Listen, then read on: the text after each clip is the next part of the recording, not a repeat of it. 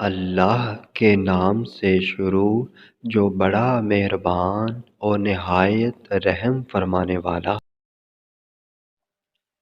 حضرت ابو ہریرہ بیان کرتے ہیں، رسول اللہ صلی اللہ علیہ وآلہ وسلم نے فرمایا،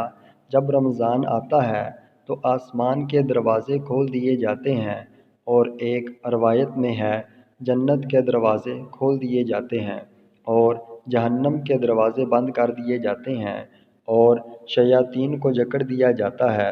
اور ایک روایت میں ہے رحمت کے دروازے کھول دیے جاتے ہیں۔ حضرت ابو ہریرہ بیان کرتے ہیں، رسول اللہ صلی اللہ علیہ وآلہ وسلم نے فرمایا، جو شخص ایمان و اخلاص اور ثواب کی نیت سے روزے رکھے تو اس کے سابقہ گناہ معاف کر دیے جاتے ہیں، اور ثواب کی نیت سے شب قدر کا قیام کرے تو اس کے سابقہ گناہ بخش دیے جاتے ہیں۔ جو شخص اس کی خیر و بلائی سے محروم کر دیا گیا تو وہ ہر خیر و بلائی سے محروم کر دیا گیا۔